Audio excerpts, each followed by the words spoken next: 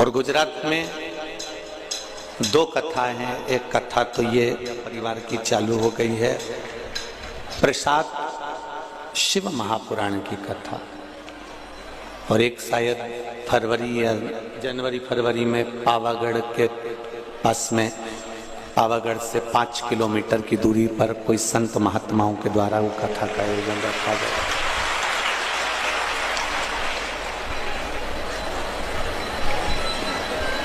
शिव कथा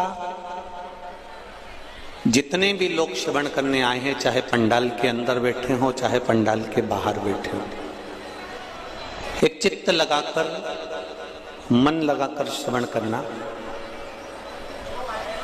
और उस परमात्मा से विश्वास रखकर उस परमात्मा से प्रेते हुए 7 दिन की कथा को नियम से श्रवण करना। जितने लोग आस्था चैनल के सामने सुन रहे हो चाहे फेसबुक पे, उनसे भी कहेंगे दिल लगाकर श्रवण करो। मन और हृदय, इन दोनों का जो दरवाजा है ना, वो बड़ा विचित्र है।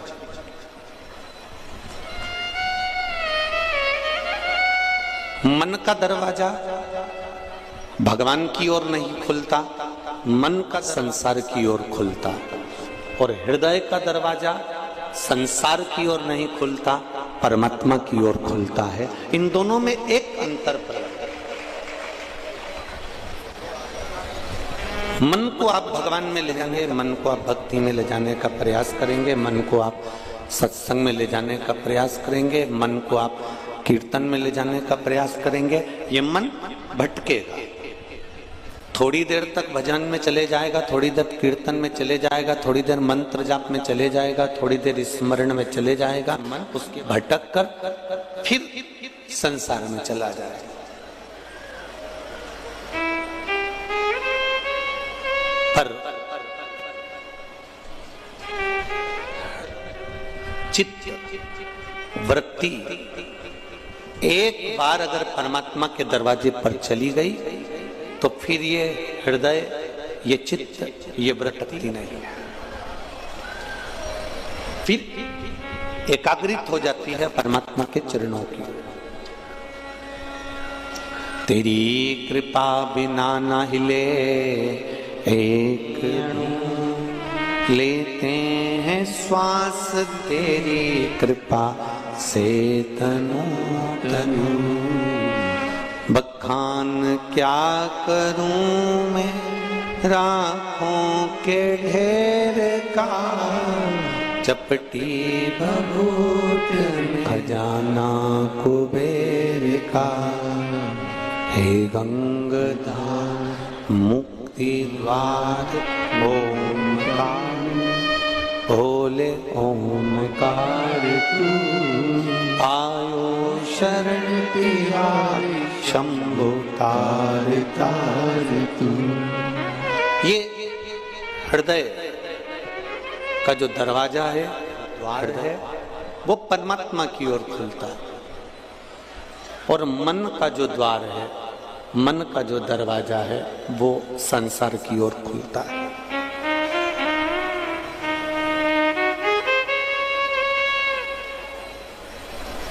आप ध्यान लगाना जरा इस हृदय को शिव तक ले जाने के लिए।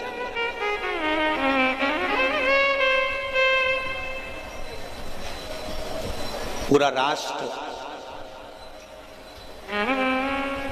शिव प्रसाद शिव कथा को सुनने के लिए ललायित है। संपूर्ण राष्ट्र 2 दिन से लगातार लोगों के मैसेज आ रहे हैं कि शिव प्रसाद कथा की बड़ी उत्सुकता है कि शंकर जी के प्रसाद की महत्वता को हम जानेंगे। और ये भी मेरा विश्वास करता है, प्रसाद खाने के बाद आनंद जरूर आता है, चाहे नाथद्वारे का प्रसाद खा लो, चाहे सांवरिया सेठ का खा लो, चाहे तिरुपति का खा लो। यदि प्रसाद खाने के बाद आनंद प्राप्त होता है, जरूर उसका फल मिलता है, तो एक बात निश्चित है कि शिव प्रसाद, शिव महापुराण की कथा सुनने के बाद भी तुम्हें जरूर कुछ ना कुछ प्राप्त होने वाला है, ये निश्चित। बस दिल से, हृदय से, चित्त से, मन से उसको रमाओ।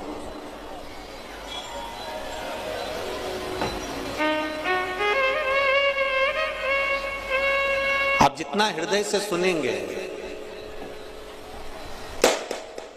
आप जितना हृदय से श्रवण करेंगे, पीछे की साउंड की आवाज बढ़ा दीजिए, सबसे पीछे, सबसे पीछे, और पीछे की एलईडी भी चालू कर दीजिए।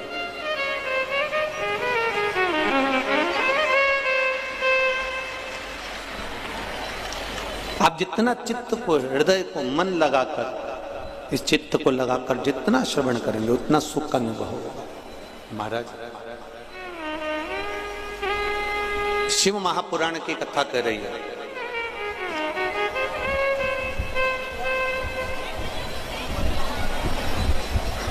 नींद आ रही है और बच्चे सोने नहीं दे आपको, तो आप बच्चे को डांट सकते हो।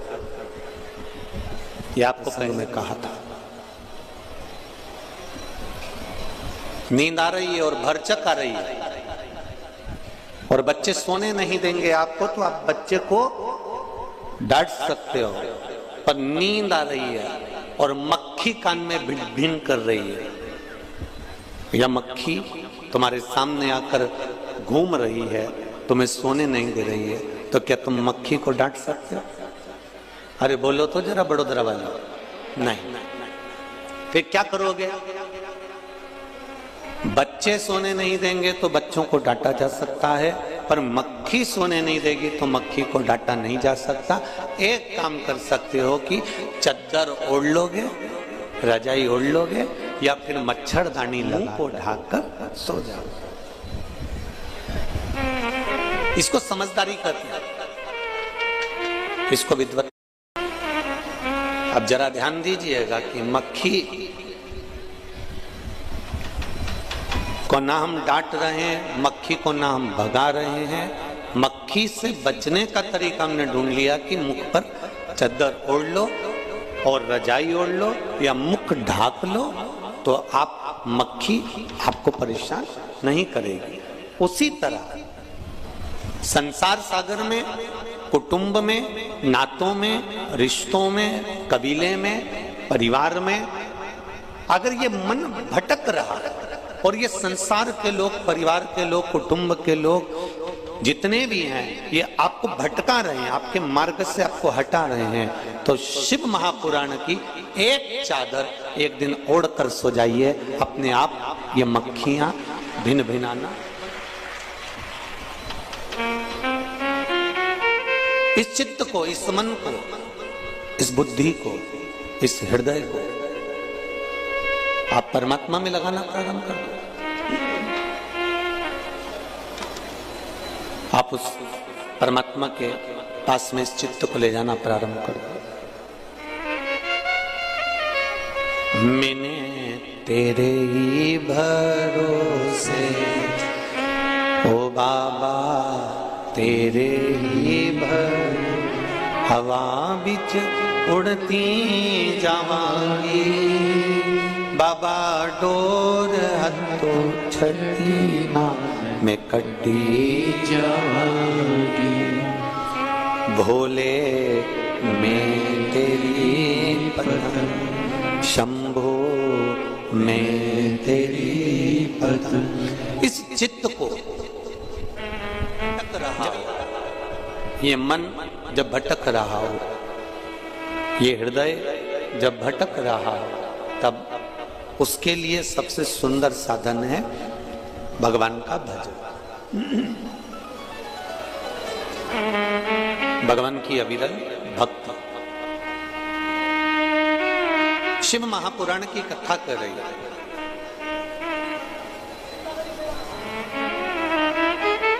एक देवराज नामक का ब्राह्मण, जो ब्राह्मण कुल में जन्म लेने के बाद अपनी संगत से भटक गया था, अपनी संगत से भटक गया, और संगत से भटकने के बाद वो शिव मंदिर में थोड़ा सा धन चोरी कर कर शंकर के मंदिर में जाकर बैठा।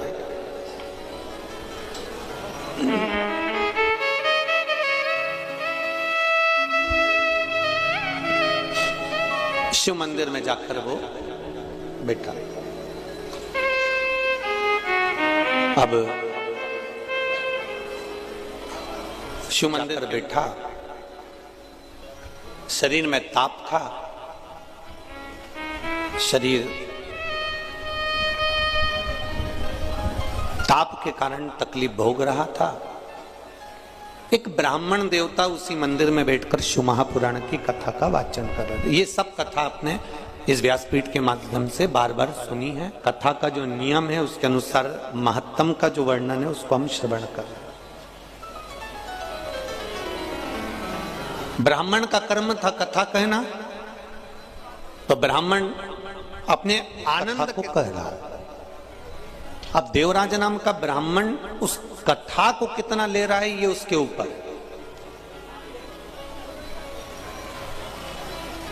देवराज नाम का ब्राह्मण उस कथा को कितना प्राप्त कर रहा है ये उसके हाथ में।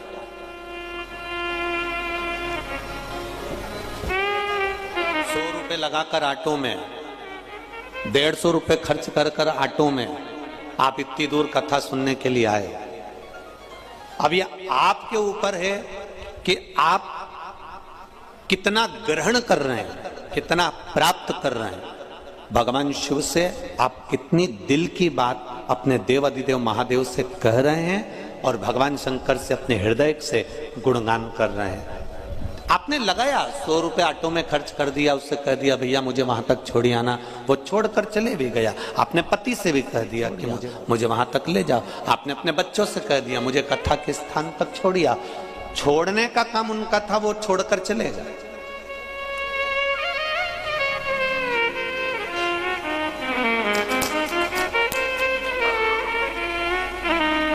भेजने का काम उनका था, उन्होंने भेज दिया। लोग इस कथा में श्रवण करने के लिए बैठे हैं। इन पंडालों के अंदर दोनों तीनों पंडाल और जो बाहर के पंडाल हैं उनके अंदर जहां जहां आप लोग बैठे हुए हो, तो ये अब आपके ऊपर है कि आप इसमें कितना ग्रहण कर रहे हो, कितना प्राप्त कर रहे हो।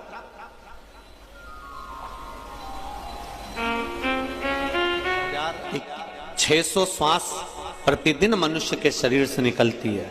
3.5 करोड़ रोम छिद्र ये मनुष्य के शरीर में है और 21,600 श्वास रोज प्रतिदिन निकल रही है। और उस श्वास का बस यही एक क्रम है, श्वास तो निकल रही है, श्वास आना जाना तो चालू है, पर हम उस 21,600 श्वास में से कितनी श्वास में हम भगवान का भजन कर रहे हैं, हम कितनी श्वास परमात्मा को समर्पित कर रहे हैं, हम कितनी श्वास में भगवत नाम का, भगवान के नाम का गुणगान कर रहे हैं।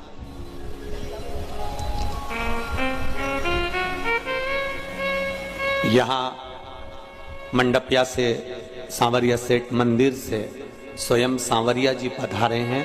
ब्राह्मण देवता सांवरिया जी को लेकर पधारे हुए हैं। पुजारी जी खुद भगवान सांवरिया जी को लेकर पधारे हैं। अब ये हमारे ऊपर है कि हम सांवरिया जी का दर्शन किस भाव से करते।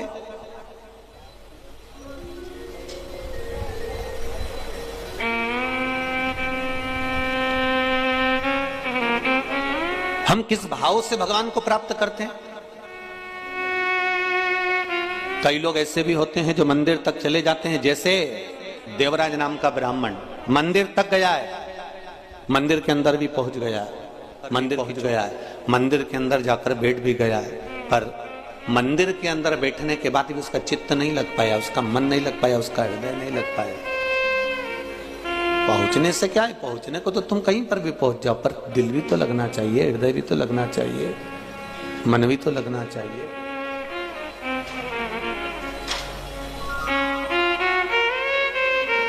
पहुंच गए मंदिर तक। देवराज नाम का ब्राह्मण मंदिर में जाकर बैठ भी गया, पहुंच भी गया।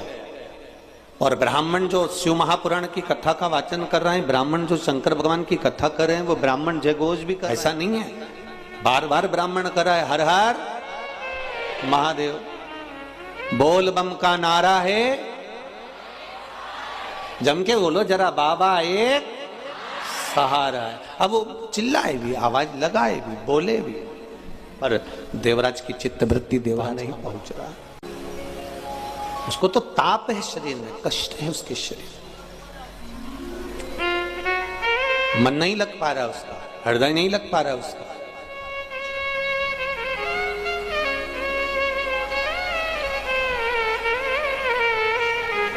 तब देवराज मंदिर से बाहर निकल गया। उसने कुछ लिया नहीं है उस मंदिर से, उस मंदिर से उसने कुछ प्राप्त नहीं करा, उस मंदिर से उसने कुछ लिया नहीं। मंदिर से बाहर देवराज पहुंच गए, एक बेलपत्री के वृक्ष के नीचे जाकर बैठ गए। अभी भी उसका मन, अभी भी उसकी चित्तवृत्ति भगवान के प्रति नहीं है। ब्राह्मण देवता ने जो बात कही उसमें उसको लगा कि महाराज बार बार क्यों चिल्ला रहा है, हर हर महादेव क्यों बोल रहा है, और इतनी तेज तेज हर हर महादेव बोल रहा है, मेरा सिर दुख रहा है, और वो चल दिया।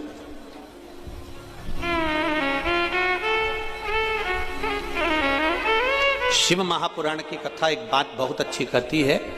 शिव महापुराण का कुमार, यदि शिव महापुराण की कथा जहां होती है, जिस क्षेत्र में होती है, उस क्षेत्र से निकलकर कोई व्यक्ति अगर अनायास अंदर कथा स्थल तक पहुंचा भी नहीं है, वो भगवान की कथा में पहुंचा, वो कथा में गया ही नहीं है, उसके बाद भी वो व्यक्ति केवल मार्ग से बाहर से निकल कर जा रहा है, और कोई कथा श्रवण कर कर जाने वाले व्यक्ति या कथा के मार्ग से जाने वाला व्यक्ति उसके सम्मुख में अगर आ भी जाता है और उसकी भूल से भी दृष्टि उस व्यक्ति पर, उसकी 71 पीढ़ी आपरूप तर जाती है। मात्र शिव महापुराण के कथा का रसतत्व ग्रहण करने वाले जीव का दर्शन मात्र से ये जीव फल प्राप्त कर जाता है।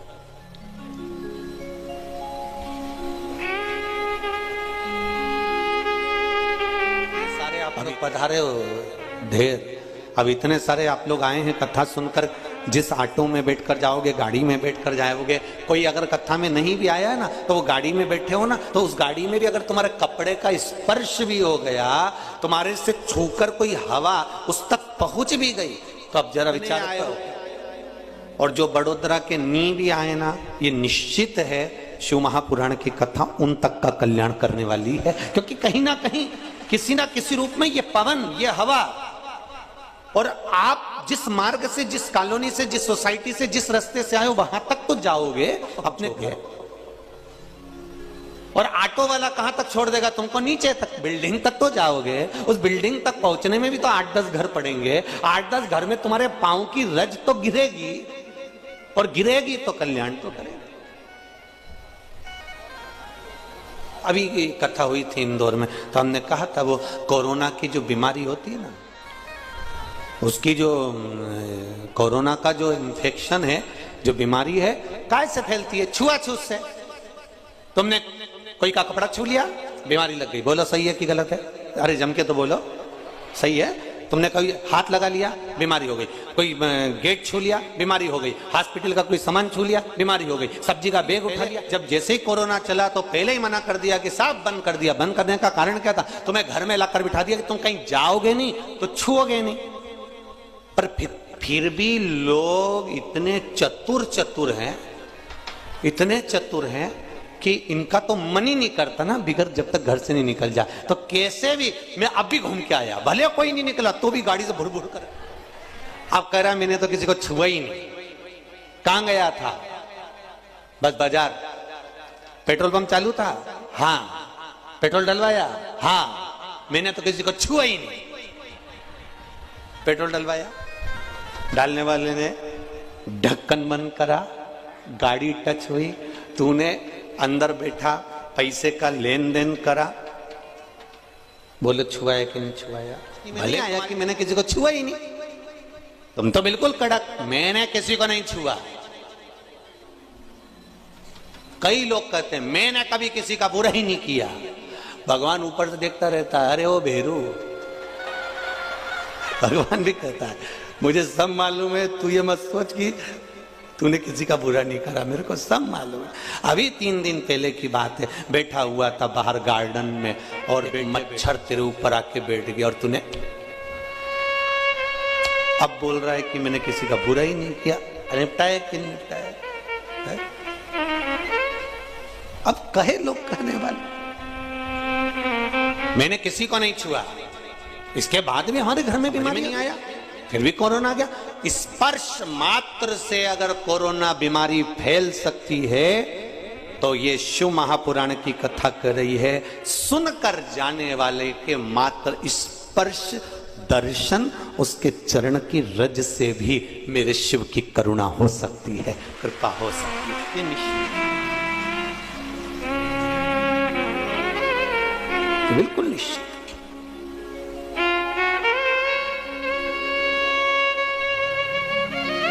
प्रसाद, शिव महापुराण की कथा चल रही है और प्रसाद का मतलब क्या होता है?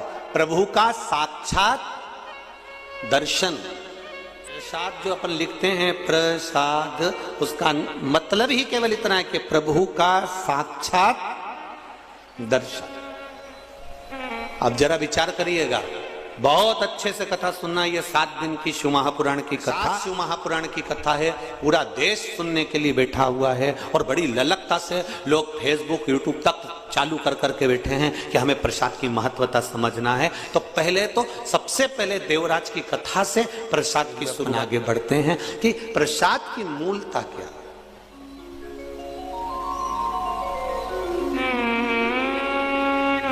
प्रभु का साक्षात दर्शन। अब विचार करिएगा, तुम बद्रीनाथ नहीं गए, केदार बद्रीनाथ गया और बद्रीनाथ से प्रसाद लेकर आया और तुम्हें दिया। बोलो दिया कि नहीं दिया?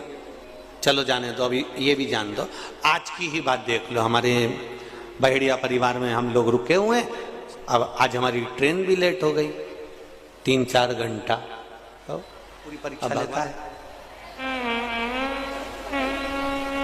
जो आने वाली थी सुबह 7 बजे, वो आई सुबह 10-11 बजे।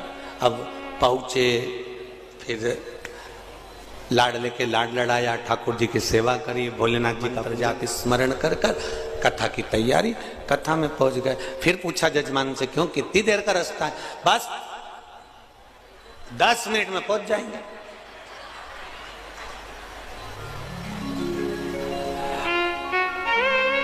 अच्छा है इन सबकी रिश्तेदारी यमराज से नहीं है, नहीं तो ये यमराज इनसे पूछ ले, क्यों रे कमलाबाई को लेके जाना है, कितनी बजे आऊं? बस मिनट में आ जाऊं। और मालूम पड़े कमलाबाई उससे पहले की भग गई राम जी। अब इसका क्या ठिकाना? अब ये बोले 10 मिनट का रास्ता है गुरुजी। स्टेशन से चले थे जब भी यही बोले थे 10 मिनट में घर पहुंच जाएंगे। और घर से चले अभी कथा स्थल तक तो भी यही बोले 10 मिनट में कथा स्थल। और मालूम पड़े घड़ी का कांटा देख देख देख। अब हमने सोचा कि टाइम पे पहुंच जाएं तो कम से कम ये इतने पत्र आते हैं तो पढ़ने में आ जाते हैं। अब टाइम पे पहुंचे ही नहीं तो पत्र क्या खाक पढ़ो। अब 10 मिनट में, इतने में वो बच्चा गाड़ी चला रहा था, क्या नाम उसका, हम तो नाम स्मरण नहीं है हमको इतना। हमने उससे कहा जरा जल्दी चलाओ। उसने आगे वाले को फोन लगाया, जरा जल्दी चलाओ। आगे वाले ने आगे वाले को लगाया, जल्दी चलाओ। सबने लगा दिया पर चला कोई नहीं, सब वैसे की वैसे ही चला। और ऊपर से बचा कुचा था तो बाहर लगा दिए ने ढोल वाले। अब हमारे मन में आया, भगवान अच्छी आज तो खुद परीक्षा लिए तूने, 10 मिनट का कह कर आधा घंटा निकाल दिया और बचा कुचा था तो ढोल लगा। अब इनके बीच में थोड़ा, अब बेचारे इतनी देर से ढोल बजाए, अपन उनको नी भी देखो तो उनको भी बुरा लगे। बताओ, गुरुजी आया और फूला फूला चले गया तो मन लगता तो है। तो अब उनका भी बजा लो, तुम तो बजा लो। अब ढोल वालों की भी आदत, दूल्हा सामने रहे तो और दम दम के बजाए। अब ढोल वाले भी बजा, अब उनको उत्साह तो बड़ा। इसका नाम बिल्कुल सही है, बड़ोदरा ही अच्छा है, एकदम बढ़िया, इसमें कोई दिक्कत वाली बात नहीं, बढ़िया। अब विचार करा जाए जरा, एक विचार अपने चित्त में आए। कोई नाथद्वारा गया, नाथद्वारा से प्रसाद आया। हम जहां पर बहेड़िया जी के यहाँ रुके हुए हैं वहां प्रसाद भी पहुंचा। आज बाबा की कृपा थी, श्री जी बाबा की, तो प्रसाद पहुंच गया। प्रसाद का मतलब क्या होता है? प्रभु का साक्षात दर्शन तो है।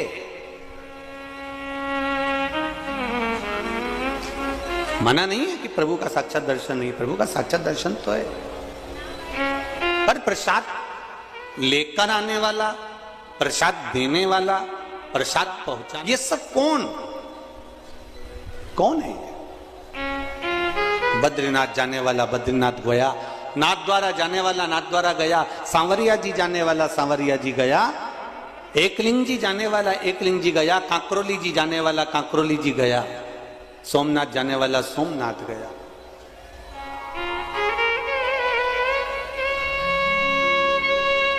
जाने वाला जा रहा है और लाकर प्रसाद तुम्हारे हाथ में दिया। उसका सार तत्व क्या है?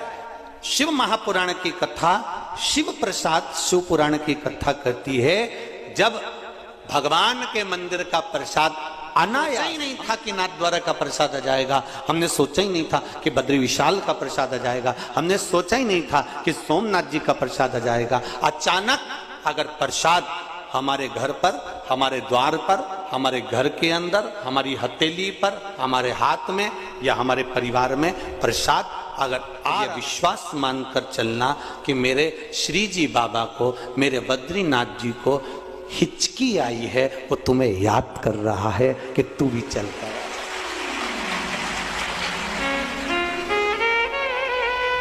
उसको याद, उसने प्रसाद के माध्यम से, प्रसाद देने के माध्यम से, प्रसाद के माध्यम से उसने ये खबर करवा दी।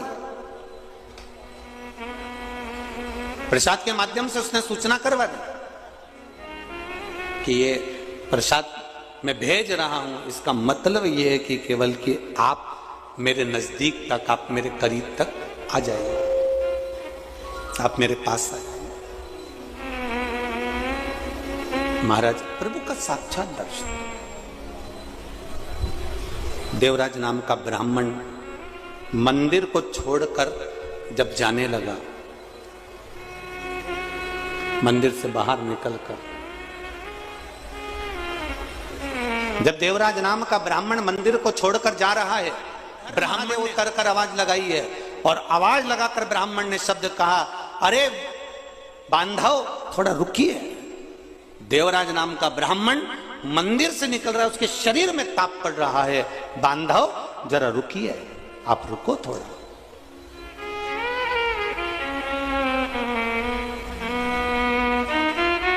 बांधव रुको जरा। और देवराज नाम के ब्राह्मण ने पलट कर देखा, मुझे किसने रोका है, कौन मुझे रोक रहा है, कौन मुझे रोक रहा है। और जब पलट कर देखा कि कौन मुझे रोक रहा है, तब देखा कि जो ब्राह्मण देवता शिव महापुराण की कथा का वाचन कर रहे थे, जो ब्राह्मण देवता शंकर भगवान की कथा का वाचन कर रहे थे, जो ब्राह्मण देवता शिव महापुराण का वाचन कर रहे हैं, वो ब्राह्मण देवता मुझे रोक रहे हैं और कह रहे, बांधव थोड़ा सा रुक जाइए, बांधव थोड़ा रुकिए, थोड़ा रुक जाइए। देवराज ब्राह्मण रुका नहीं है।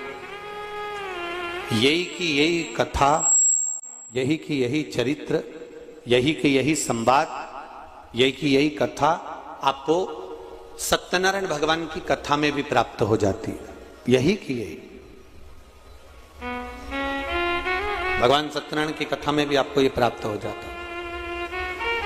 यदि आपने श्रवण करी हो श्री सत्यनारायण भगवान की कथा, तो उसमें आपको ज्ञात होगा सत्यनारायण भगवान की एक राजा अपने राज्य से निकलकर जा रहा है, वन में भ्रमण करता करता जा रहा है, वन में डोलता हुआ जा रहा है, और वहां सत्यनारायण भगवान का पूजन हो रहा था, और पूजन होते हुए देखकर उसने प्रणाम ना करा, प्रसाद दिया ग्रहण नहीं करा, और उस प्रसाद को छोड़कर चल दिया। प्रसाद की अवज्ञा हो गई, उसका राज सत्ता नष्ट हो गया। अर्थात प्रसाद की अवज्ञा से मतलब क्या? प्रसाद को स्वीकार नहीं करना, प्रसाद को स्वीकार नहीं करना। महाराज शिव महापुराण की कथा कर रहा है, भगवान शंकर का चरित्र कर रहा है, शंकर का संवाद कर रहा है। अब जैसे देवराज ब्राह्मण के सम्मुख में बार बार आवाज लगाकर कहा गया, शब्द कहे गए, देवराज ब्राह्मण के सम्मुख में फिर आवाज लगाकर कहा, अरे बांधव रुको, ए बांधव रुको। देवराज नाम का ब्राह्मण नहीं रुका, वो अपने गंतव्य की ओर, अपने मार्ग की ओर चलता जा रहा, चला गया। अब देवराज ब्राह्मण ने पलटकर जरूर देखा पर रुका नहीं है, और वो देवराज ब्राह्मण बेलपत्री के वृक्ष के नीचे जाकर बैठ गया। जब बेलपत्री के वृक्ष के नीचे जाकर बैठा, वहां जाकर विराजमान हुआ, तब समय आया। और ये कथा आप लोगों ने सुनी है कि यम के दूत आ रहे थे, उनको रोककर भगवान शंकर के गण आ गए, भगवान शिव स्वयं आ गए और भगवान शंकर स्वयं आकर उनको लेकर जाने लगे। भगवान स्वयं उनको लेकर जाने लगे। बोल विश्वनाथ भगवान के वृक्ष के नीचे बैठा हुआ है। भगवान शिव की कृपा देखिए।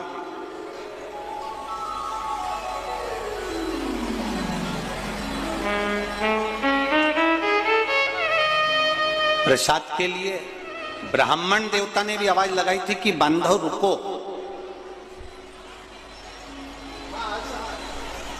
रुका नहीं, चले गए। बेलपत्री के वृक्ष के नीचे पहुंच गया, प्राण छूटे, भगवान रास्ते हो गया। अब एक बात थोड़ा सा स्मरण में रहे आपके और हमारे। पहले भी कथा में कहा, आज फिर कर, शिव मंदिर में जाओ, शंकर जी की चौखट पर जाओ, शिव के द्वारे पर जाओ, शिवालय में जाओ, तो शिवालय में पहुंचकर आते आते एक बार भगवान देवाधिदेव महादेव को वापिस पलटकर दर्शन कर कर फिर आए। वापिस पलटकर एक बार फिर दर्शन कर कर शिव की चौखट तक जाकर, शिवालय पर जाकर आप आ रहे हैं, दर्शन कर लिया, पूजन कर लिया, आराधना कर ली, या तो उनकी देहली पर बैठ जाओ, थोड़ी देर उनकी चौखट के बाहर बैठ जाओ, या फिर पलट कर एक बार फिर दीदार कर, फिर घूमकर दर्शन।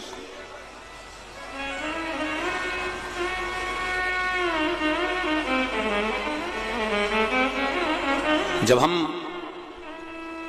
द्वार पर से घूमकर भगवान का दर्शन करते हैं तो मणिभद्र की कृपा, भगवान शिव का जो द्वारपाल है मणिभद्र, उसकी कृपा हम पर जरूर होती है, उनकी उदारता, उनकी दया हम पर जरूर होती है,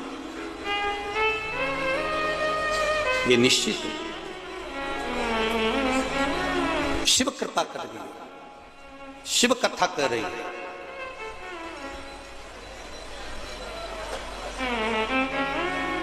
भगवान शंकर को जो चीज समर्पित होती है, भगवान शिव को जो समर्पित किया जाता है, भगवान शंकर को जो चढ़ाया जाता है, शिव से वापिस हम जो प्राप्त करते हैं वो शंकर भगवान की औषधि के रूप में प्राप्त करते हैं। अब एक बात बहुत अच्छे से ध्यान में रखिएगा,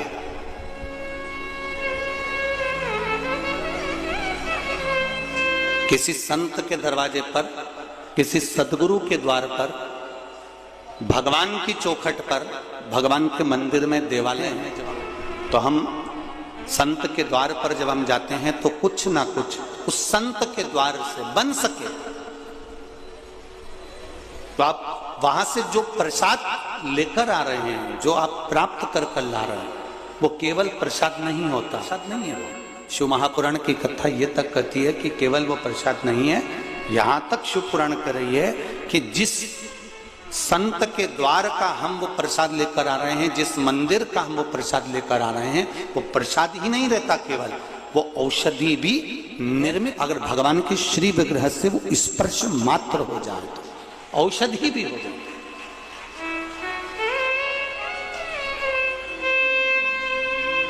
वो एक औषधि के तुल्य भी है।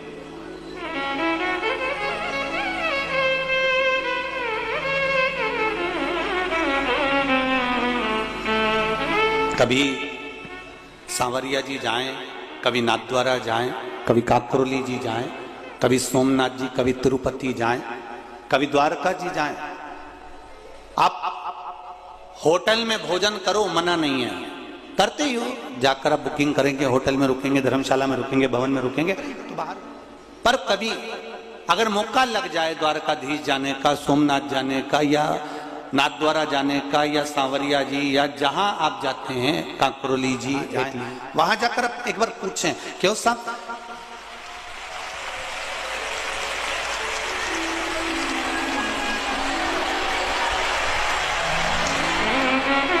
आप उनसे विनती कर सकते हैं कि साहब हमको यहाँ पत्तल प्रसाद मिल सकता है, पत्तल प्रसाद प्राप्त हो सकता है क्या? आप उनसे निवेदन कर सकते हैं, आप उनसे कर सकते हैं। और निवेदन जैसे 4 जगह शादी हो रही है, अब समझ लेना जरा, 4 जगह पर शादी चल रही है और एक जगह पर कहीं अन्नकूट महाप्रसाद चल रहा है। पुराण की कथा यहां तक कहती है कि 4 जगह पर 56 भोग क्यों ना बनाओ, उसको भी थोड़ी देर के लिए छोड़ दो, पर कहीं अन्नकूट की महाप्रसादी अगर हाथ में भी प्राप्त हो रही है तो वो हमको औषधि प्रदान कर देगी, वो हमको सुख प्रदान कर देगी, वो हमको अमृत तत्व प्रदान कर देगी, वो हमको अमृत तत्व दे जाता है।